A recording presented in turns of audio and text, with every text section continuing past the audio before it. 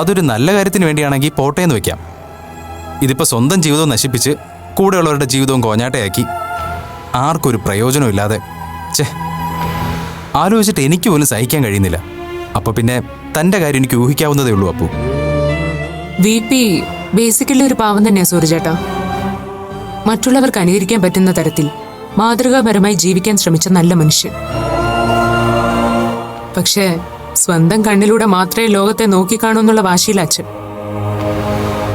മറ്റുള്ളവരുടെ കാഴ്ചയും കാഴ്ചപ്പാടും ഒന്നും ഉൾക്കൊള്ളാൻ ശ്രമിക്കുക പോലുമില്ല. ലോകം മാറുന്നൊന്നും ബി പി അറിയുന്നതേയില്ല. അതിപ്പോൾ തൻ്റെ അച്ഛൻ്റെ കാര്യത്തിൽ മാത്രമല്ലടോ. വലിയ ആദർശവും സിദ്ധാന്തവും പറഞ്ഞു നടക്കുന്ന പല ആശാമാരും സ്വന്തം കാര്യം വരുമ്പോൾ ഇതുപോലെ പുറംതിരിഞ്ഞ് നിൽക്കുന്ന ടൈപ്പാണ്. എൻ്റെ കെട്ടിയോളുടെ അച്ഛനും നാട്ടിൽ അത്യാവശ്യം വിലയും നിലയുള്ള താരമായിരുന്നു. എവിടെയെങ്കിലും സ്വത്ത് തർക്കമോ കുടുംബ വഴക്കോ പ്രേമ കേസോ ഉണ്ടെങ്കിൽ പുള്ളിക്കാരനാണ് എല്ലാവരും മധ്യസ്ഥതയ്ക്ക് വിളിക്കുന്നത്. അത്യാവശ്യം നല്ല രീതിയിൽ തന്നെ ആളതൊക്കെ പറഞ്ഞ് പരിഹരിക്കുകയും ചെയ്യും. പക്ഷെ സ്വന്തം മോള് എന്നെപ്പോലൊരു പാവപ്പെട്ടവൻ്റെ കല്യാണം കഴിക്കണമെന്ന് പറഞ്ഞപ്പോൾ പുള്ളിക്കാരനുണ്ടാക്കിയ പുകയിൽ എന്തൊക്കെയായിരുന്നു? ഉപദേശവും ഭീഷണിയും തല്ലും തടങ്കലൊന്നും ഫലം ചെയ്യില്ലെന്ന് മനസ്സിലായപ്പോൾ ആള് ചെയ്ത പണി എന്താണെന്ന് അറിയോ എനിക്ക്? കൊട്ടേഷൻ ആളെ വെച്ച് എന്നെ അടിച്ച് റൊട്ടി പരുവാക്കി അവിടുത്തെ ഒരു വെയിറ്റിംഗ് ഷെഡിൽ കൊണ്ടിട്ടു. അതോടെ നാട്ടുകാർ കംപ്ലീറ്റ് അയാൾക്കെതിരായി. പെണ്ണിനാണെങ്കിൽ ചത്താലും എന്നെ തന്നെ കെട്ടുള്ളൂ എന്നുള്ള വാശിയും. പുള്ളിക്കാരൻ ഉപദേശിച്ച് നേർവഴിയിലാക്കിയവരൊക്കെ ഒടുക്ക അങ്ങേരെ ഉപദേശിക്കാൻ വേണ്ടി ക്യൂവിലായിരുന്നു. ഒടുക്ക നാട്ടുകാർ തന്നെ പറഞ്ഞു, നീ അവളെ വിളിച്ചിറക്കി കൊണ്ടുപോയി ജീവിക്കടാ.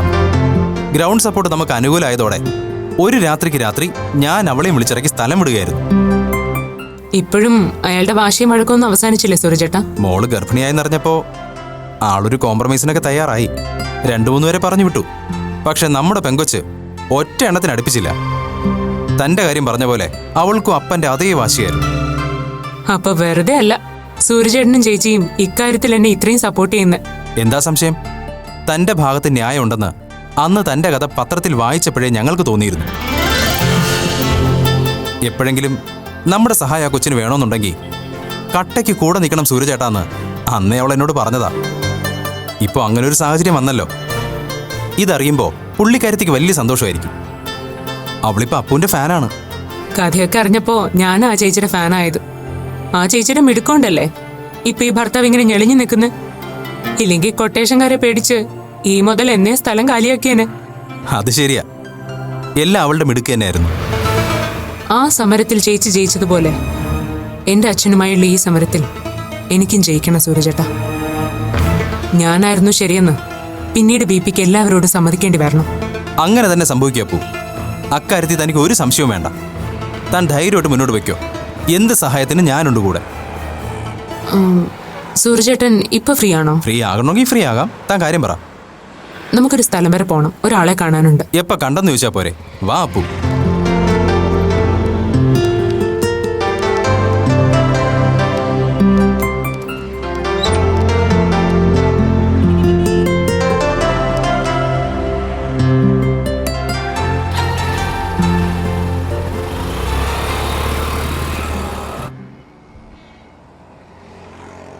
അവര് വരാന്ന് പറഞ്ഞ സമയം കഴിഞ്ഞല്ലോ അപ്പു. നമ്മളിവിടെ പോസ്റ്റായിട്ട് കുറേ നേരമായി. സൂരജേട്ടന് പോകാൻ ധൃതിയുണ്ടോ? എങ്കിൽ പോയിക്കോ, ഞാൻ വെയിറ്റ് ചെയ്തോളാം. ഏയ്, എൻ്റെ കാര്യം ഓർത്ത് താൻ ടെൻഷൻ അടിക്കണ്ട. ഇന്നത്തെ ദിവസം ഞാൻ തനിക്ക് ഡെഡിക്കേറ്റ് ചെയ്തിരിക്കുക. ഏതായാലും തൻ്റെ ഒപ്പം കൂടി. ഇനി ഇതിനൊരു കര കണ്ടിട്ടേ ഞാൻ തിരിച്ചു കയറും.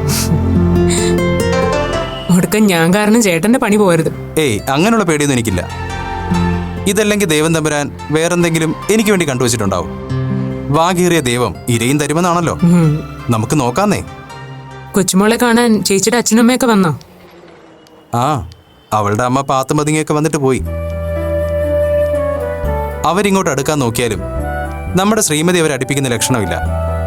സ്വന്തം കാലിൽ ജീവിതം ഉറപ്പിച്ചിട്ടേ വീട്ടുകാരുടെ മുന്നിൽ ഇനി പോകുന്ന വാശിയിലാ കക്ഷി. ഒരു കണക്കിനത് നല്ലതാ. അങ്ങനെ ഫൈറ്റ് ചെയ്ത് ജീവിക്കുന്നതിന്റെ സുഖമൊന്നും വേറെയാ. പക്ഷേ തൻ്റെ ഈ യുദ്ധം വെച്ച് നോക്കുമ്പോൾ ഞങ്ങളുടേതൊരു സമരമേ അല്ല കേട്ടോ.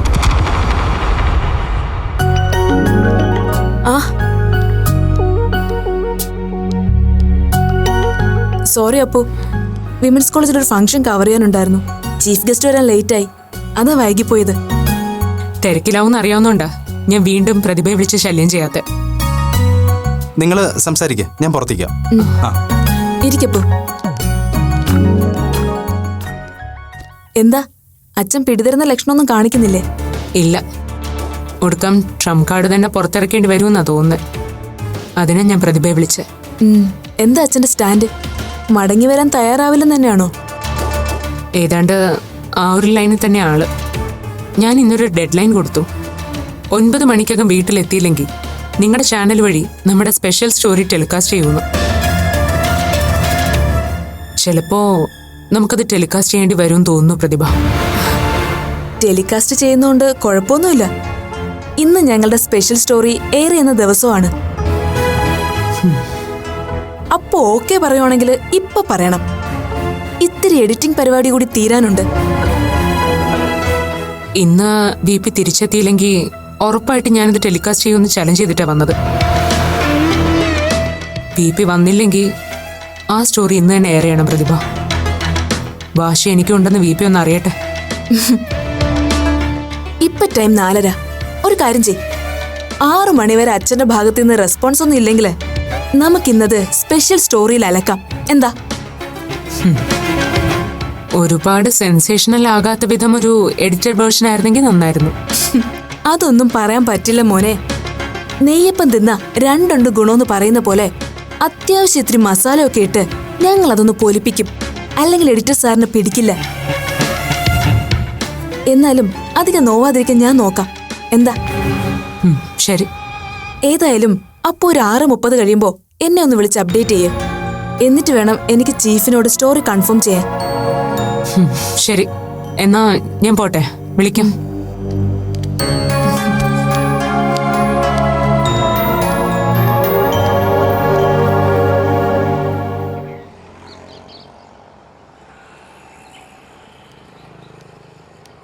ആ എന്തായി അപ്പു, എല്ലാം ഓക്കെ അല്ലേ? 6:30 കൺഫേം ചെയ്യാനാ പ്രതിഭ പറയുന്നത്. നന്ദൻ സാർ ആണല്ലോ. Hello sir. ആ ഫ്രീ ആണ് സാർ. സാർ അവിടെ വെയിറ്റ് ചെയ്യാം, ഞാൻ അങ്ങോട്ട് വരാം. Okay sir. സൂരജേട്ടാ, എന്നെ ആ അവന്യൂ റോഡിലൊന്ന് വിട്ടേക്കാവോ? അവിടെ നന്ദൻ സാർ വെയിറ്റ് ചെയ്യുന്നുണ്ട്. എന്നെ ഡ്രോപ്പ് ചെയ്തിട്ട് സൂരജേട്ടൻ പോയിക്കോ. പിന്നെന്താ, കേറ്.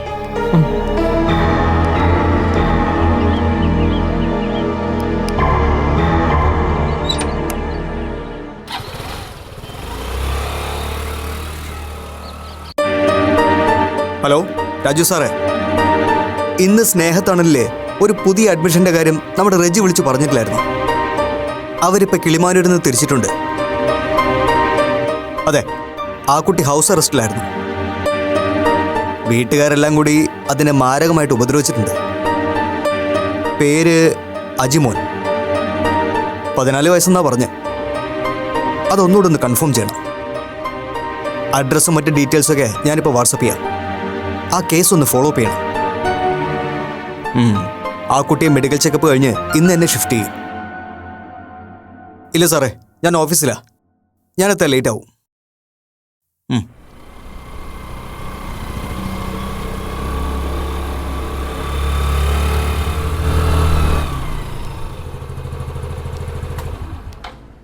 അപ്പൊ പോയിട്ട് വാ, ഞാൻ വെയിറ്റ് ചെയ്യാം. വേണ്ട സൂരജേട്ടാ, ഞാൻ പോയിക്കോളാം. ചേട്ടൻ വിട്ടോ. ഇപ്പൊ തന്നെ ഞാൻ കാരണം കുറേ സമയം പോയില്ലേ. അതൊന്നും സാരമില്ല, ഞാൻ വേണേ വെയിറ്റ് ചെയ്തോളാം. വേണ്ടെന്നേ, ചേട്ടൻ വിട്ടോ. ശരി എന്നാ. ശരി.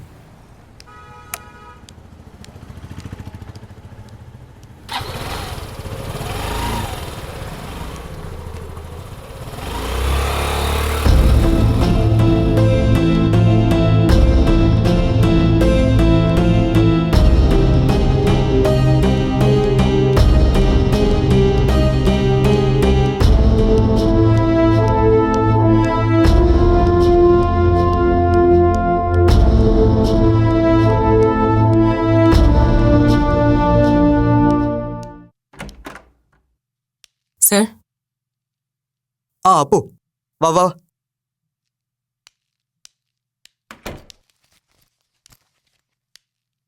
എന്തൊക്കെയാടോ പുതിയ വിശേഷങ്ങൾ? താൻ പൊളിച്ചെടുക്കാൻ തന്നെ തീരുമാനിച്ച മട്ടിലാണല്ലോ. അതെ സർ. ഇനി VPയുടെ മുന്നിൽ പിടിച്ചു നിൽക്കാൻ ബ്രഹ്മാസ്ത്രം തന്നെ പ്രയോഗിക്കേ രക്ഷയുള്ളൂ. അതിന്റെ ഫസ്റ്റ് റൗണ്ട് റിഹേഴ്സൽ കഴിഞ്ഞിട്ടാ വരുന്നത്. എന്താ തൻ്റെ ഐഡിയ? കേൾക്കട്ടെ. ഇന്ന് രാത്രി 9 മണിവരെ VPക്ക് സമയം അനുവദിച്ചിട്ടുണ്ട്. അതിനുള്ളിൽ VP കോംപ്രമൈസിന് തയ്യാറാണെന്ന് അറിയിക്കുകയോ വീട്ടിൽ തിരിച്ചു വരാതിരിക്കുകയോ ചെയ്യുന്ന പക്ഷം VPയുടെ ഡൊമസ്റ്റിക് വയലൻസിന്റെ കഥ കേരള ഭൂമിയുടെ ഓൺലൈൻ ന്യൂസ് പോർട്ടലിൽ ടെലികാസ്റ്റ് ചെയ്യും. സ്പെഷ്യൽ ന്യൂസ് സ്റ്റോറിയായിട്ട്. സാറെന്താ ആലോചിക്കുന്നത്? അപ്പോ അതൊരു ഹെവി ഡോസ് ആയി പോയില്ലടോ. അത്രയ്ക്ക് വേണോ? സ്റ്റോറി എഡിറ്റഡ് വേർഷൻ ആയിരിക്കും. എന്നാലും VPയെ തളയ്ക്കാനുള്ള കണ്ടന്റ് എന്തായാലും അതിലുണ്ടാവും. VPക്ക് ഹ്യൂമൻ റൈറ്റ്സ് കമ്മീഷണർ അടക്കം പലരോടും ആൻസറബിൾ ആകേണ്ടി വരും എന്നുള്ള കാര്യം ഏതാണ്ട് ഉറപ്പിക്കാം.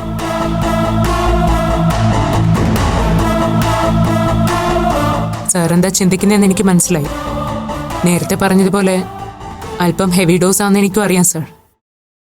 പക്ഷെ എന്റെ മുൻപിൽ ഇതല്ലാതെ വേറെ വഴിയില്ല. താനിക്കാര്യം VP ഇൻഫോം ചെയ്തോ? ഉവ്വ്, ഞാൻ പറഞ്ഞില്ലേ, രാവിലത്തെ ടാസ്ക് അതായിരുന്നു. എന്തായിരുന്നു പണിക്കർ സാറിന്റെ റെസ്പോൺസ്? ആസ് യൂഷ്വൽ, എന്നെ തല്ലണ്ട അമ്മാവ, ഞാൻ നന്നാവില്ല എന്നൊരു ലൈൻ. കൂടുതൽ അപേക്ഷിക്കാനൊന്നും ഞാൻ നിന്നില്ല. പറയാനുള്ളത് പറഞ്ഞിട്ട് ഇറങ്ങിപ്പോന്നു. ഇനി എന്ത് വേണമെന്ന് VP തീരുമാനിക്കട്ടെ. ഏതായാലും ഒരു കാര്യം എനിക്ക് ഉറപ്പാണ് സർ. VPയെ മടക്കിക്കൊണ്ടുവരാൻ എനിക്ക് ചെയ്യാൻ പറ്റുന്ന അവസാനത്തെ വഴിയായത്. ഒന്ന് ഉറപ്പിക്കാം സർ, ഈ ട്രംപ് കാർഡിൽ VP വീണില്ലെങ്കിൽ ഇനിയൊരു തിരിച്ചുവരവ് VPയിൽ നിന്ന് നമ്മൾ പ്രതീക്ഷിക്കണ്ട. അതുകൊണ്ട് ഇന്നത്തെ ഈ ഗെയിം എനിക്കും VPക്കും നിർണായകമാണ്. രണ്ടിലാരെങ്കിലും ഒരാൾ ഇന്ന് തോൽവി സമ്മതിച്ചേ മതിയാകൂ. ഞാൻ ഒരിക്കൽ കൂടി തൻ്റെ അച്ഛനെ കണ്ടൊന്ന് സംസാരിച്ചു നോക്കിയാലോ? അപ്പോ അതിന്റെ ആവശ്യമുണ്ടോ സർ? സർ ചെന്നാ VP കാണാൻ തയ്യാറാവൂ എന്ന കാര്യത്തിൽ പോലും എനിക്ക് ഡൗട്ടുണ്ട്. ഇങ്ങനെ ഒരു സ്റ്റോറി ടെലികാസ്റ്റ് ആയാൽ ലീഗലി നമുക്കൊരു സപ്പോർട്ടിംഗ് എവിഡൻസ് ആയിരിക്കും. പക്ഷെ എത്രയൊക്കെയായാലും പബ്ലിക്കിന്റെ മുന്നിൽ അതൊരു വിഴുപ്പലക്കൽ തന്നെയാണ്. കഴിയുമെങ്കിൽ അത് ഒഴിവാക്കാം നമുക്ക്. ഒഴിവാക്കണം തന്നെയാണ് എനിക്കും ആഗ്രഹം സർ. ഞാൻ എന്തായാലും പണിക്കർ സാറിനൊന്ന് കണ്ടിട്ട് വരാം. അപ്പോൾ നമ്മുടെ ഭാഗത്തുനിന്ന് ഒരു അവസാന ശ്രമം ഉണ്ടായില്ലെന്ന് വേണ്ട. ശരി സർ, എന്നാ ഞാൻ ഇറങ്ങുക.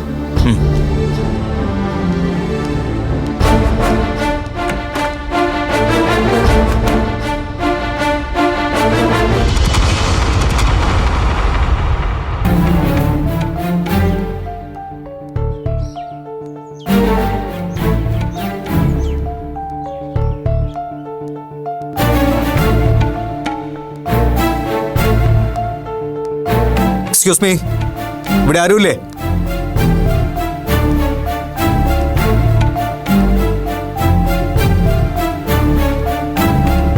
Yes sir. ആ സാറായിരുന്നോ? എന്താ സർ? സി മിസ്റ്റർ, സോറി, പേര്? കിഷോർ. സി കിഷോർ, വളച്ചുകെട്ടില്ലാതെ ഞാൻ കാര്യത്തിലേക്ക് വരാം. എനിക്ക് മിസ്റ്റർ വിജയ് പണിക്കരെ അത്യാവശ്യമായിട്ടൊന്ന് കണ്ടേ പറ്റൂ. So please don't try to interfere. Okay? അയാൾ ഏത് റൂമിലാണ് താമസം? റൂം നമ്പറൊക്കെ പറഞ്ഞുതരാം സാർ. പക്ഷേ വിജയ് സാറിൻ്റെ അനുവാദമില്ലാതെ വിസിറ്റേഴ്സിന് ആരെയും കടത്തിവിടാൻ പറ്റില്ല. അങ്ങനെ പാടുള്ളൂന്ന് സാറ് വളരെ കർശനമായി ഞങ്ങളോട് പറഞ്ഞിട്ടുണ്ട്. അതുകൊണ്ടാണ്. നോക്ക് കിഷോർ, ഞാനൊരു അഡ്വക്കേറ്റാണ്. വിജയ് പണിക്കറും അയാളുടെ ഫാമിലിയും തമ്മിലുള്ള ചില കോംപ്ലിക്കേഷൻസ് പറഞ്ഞു തീർക്കുന്നതിൻ്റെ ഭാഗമായിട്ടാണ് അന്ന് ഞാനിവിടെ വന്നത്. അന്നും ഇതേ കാരണം പറഞ്ഞാണ് നിങ്ങൾ എന്നെ വിലക്കിയത്. ഓഫ് കോഴ്സ് അത് നിങ്ങളുടെ കുറ്റമാണെന്നല്ല ഞാൻ പറഞ്ഞു വരുന്നത്. ഉറപ്പായും നിങ്ങളുടെ കസ്റ്റമറിൻ്റെ ആവശ്യങ്ങൾക്കാണ് നിങ്ങൾ മുൻഗണന കൊടുക്കേണ്ടത്, എനിക്കറിയാം. പക്ഷേ എനിക്കിന്ന് മിസ്റ്റർ പണിക്കറെ കണ്ടേ പറ്റൂ. കണ്ടിട്ടേ ഞാൻ പോകൂ. സാർ, സാറിനോട് കാര്യം പറഞ്ഞാൽ മനസ്സിലാവും. അതുകൊണ്ട് പറയുക, ആ സാറിൻ്റെ ഒരു പ്രത്യേക സ്വഭാവമാണ്. സ്വന്തം മോള് വന്നിട്ട് പോലും കാണാൻ അനുവദിച്ചതിന് ഞങ്ങളോട് തട്ടിക്കയറിയ കക്ഷിയാണ്. ഇനി എത്ര അത്യാവശ്യക്കാരനാണെങ്കിലും ആരെ അങ്ങോട്ട് കടത്തിവിടരുതെന്ന് പുള്ളിക്കാരൻ പറഞ്ഞിരിക്കുന്നത്. ഞങ്ങളുടെ ക്ലയൻറ്റ് അങ്ങനെ സ്ട്രിക്റ്റായിട്ട് പറയുമ്പോൾ ഞങ്ങൾക്ക് എന്ത് ചെയ്യാൻ പറ്റും സാർ? എന്തായാലും സാറൊന്ന് വെയിറ്റ് ചെയ്യും. ഞാനൊന്ന് വിളിച്ചു നോക്കട്ടെ. നോ കിഷോർ, വിളിച്ചു ചോദിച്ചാൽ പണിക്കര് സമ്മതിക്കത്തില്ല. അതുകൊണ്ട് കിഷോർ ഈ കാര്യത്തിൽ എന്നെ ഒന്ന് സഹായിച്ചേ പറ്റൂ. എനിക്കാളെ നേരിൽ കാണാൻ ഒരവസരം ഉണ്ടാക്കി തരണം. സോറി സാർ, അത് ബുദ്ധിമുട്ടായിരിക്കും. കിഷോർ, ജോലിയോടും കസ്റ്റമറിനോടുമുള്ള നിങ്ങളുടെ ആത്മാർത്ഥതയെ ഞാൻ മാനിക്കുന്നു. പക്ഷേ ഇവിടെ പ്രൊഫഷണൽസത്തിനപ്പുറം അല്പം പ്രായോഗികതയാണ് ഞാൻ നിങ്ങളിൽ നിന്ന് പ്രതീക്ഷിക്കുന്നത്. മിസ്റ്റർ പണിക്കരുടെ ജീവിതത്തെ സാരമായി ബാധിക്കുന്ന ഒരു പ്രശ്നത്തെപ്പറ്റി അദ്ദേഹത്തെ പറഞ്ഞ് മനസ്സിലാക്കാനാണ് ഞാൻ വന്നത്. ഇപ്പം നിങ്ങൾ എന്നെ ബ്ലോക്ക് ചെയ്യാൻ ശ്രമിക്കുന്ന ഓരോ നിമിഷവും വളരെ വിലപ്പെട്ടതാണ്. അത് അദ്ദേഹത്തിൻ്റെ ജീവിതത്തെ തന്നെ വളരെ പ്രതികൂലമായി ബാധിക്കുകയും ചെയ്യും. സാർ ഈ പറയുന്നതൊക്കെ എനിക്ക് മനസ്സിലാവും. പക്ഷെ അദ്ദേഹം ഒരു പ്രത്യേക ടൈപ്പാ സാർ. ഇവിടെ വന്നിട്ട് ഇത്രയും ദിവസത്തിനുള്ളിൽ ഈ ഹോട്ടൽ വിട്ട് എങ്ങോട്ട് പോയിട്ടില്ല. ഫുഡ് പോലും ഇവിടുത്തെ റെസ്റ്റോറൻറ്റിൽ നിന്ന് കഴിക്കാറില്ല. പുറത്തുനിന്ന് ഇങ്ങോട്ട് വരുത്തിക്കുക പതിവ്.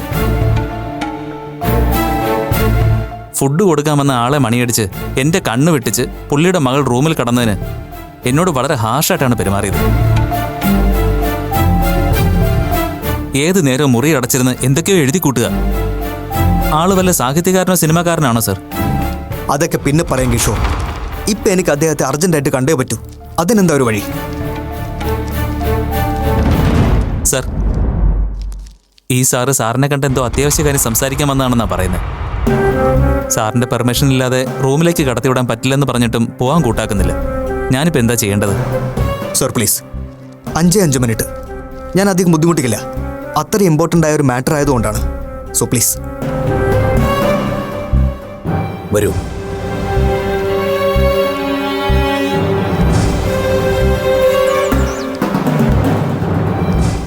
തുടക്കത്തിൽ തന്നെ പറയട്ടെ സർ, താങ്കളുടെ പ്രൈവസിയിലേക്ക് അനുവാദമില്ലാതെ വീണ്ടും അതിക്രമിച്ച് കയറുന്ന ഒരു ശല്യക്കാരനായിട്ട് എന്നെ കാണരുത്. It's A request. ഞാൻ അങ്ങനെ കണ്ടാലും കണ്ടില്ലെങ്കിലും നിങ്ങളിപ്പോൾ ചെയ്തുകൊണ്ടിരിക്കുന്നത് അതന്നെയാണല്ലോ മിസ്റ്റർ. നിങ്ങൾ ഇത്ര തിടുക്കപ്പെട്ട് എന്നെ കാണാമെന്നതിൻ്റെ ഉദ്ദേശം ഏറെക്കുറെ എനിക്ക് മനസ്സിലായി.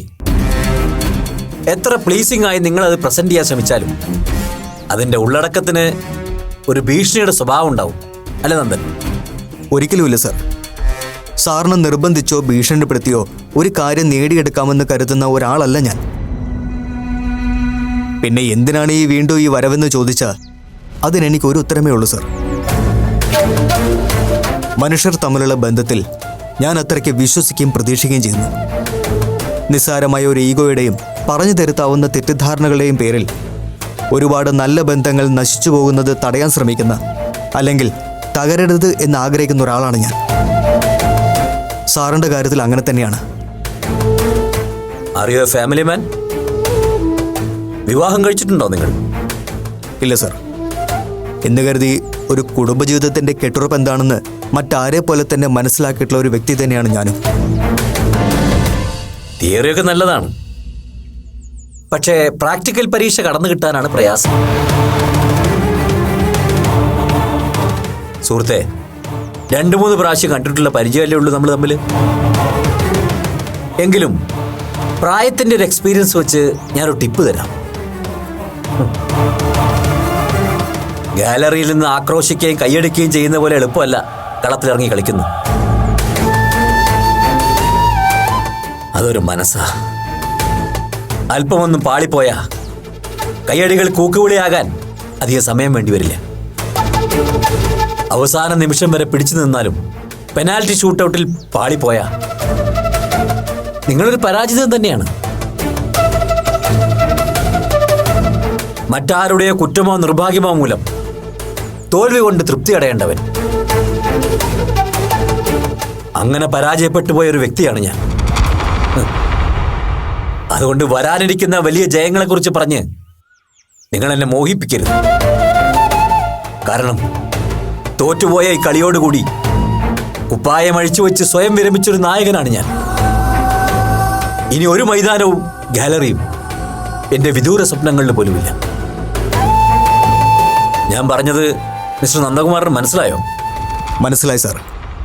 പക്ഷെ ഞാൻ വന്നത് ഇനിയും താങ്കളെ കാത്തിരിക്കുന്ന അവസരങ്ങളെപ്പറ്റി പറഞ്ഞ് മോഹിപ്പിക്കാനല്ല. തോൽവി വഴങ്ങി സാറ് സ്വയം വിരമിക്കുമ്പോഴും സ്വന്തം ടീമിനോട് ആത്മാർത്ഥതയും അന്തസ്സും പുലർത്തിയ ഒരു നല്ല നായകനായിരുന്നു നിങ്ങളെന്ന് വിജയ് പണിക്കരെ ഒന്ന് ഓർമ്മിപ്പിക്കാനാണ്. മുഖസ്തുതി ഞാൻ മുഖവിലേക്ക് എടുക്കാറില്ല. എങ്കിലും താങ്ക്സ് ഫോർ ദ കോംപ്ലിമെന്റ്. നോക്ക് നന്ദൻ, നമുക്കിനി വിഷയത്തിലേക്ക് വരാം. നിങ്ങൾ വന്നത് വീട്ടിലേക്ക് ഞാൻ മടങ്ങിപ്പോണെന്ന് പറയാനാണെങ്കിൽ സോറി. അന്ന് പറഞ്ഞ അതേ ഉത്തരമാണ് എനിക്കിപ്പോഴും നിങ്ങളോട് പറയാനുള്ളത്. ആ നിലപാടിൽ നിന്ന് 1% പോലും എൻ്റെ മനസ്സിപ്പോഴും മാറിയിട്ടില്ല. ഇനിയോട്ട് മാറുമെന്നും തോന്നുന്നില്ല. അതുകൊണ്ട് തന്നെ എനിക്ക് നന്ദനെയും നിങ്ങളെ ഇങ്ങോട്ട് പറഞ്ഞു വിട്ടവരെയും നിരാശപ്പെടുത്തേണ്ടി വരും.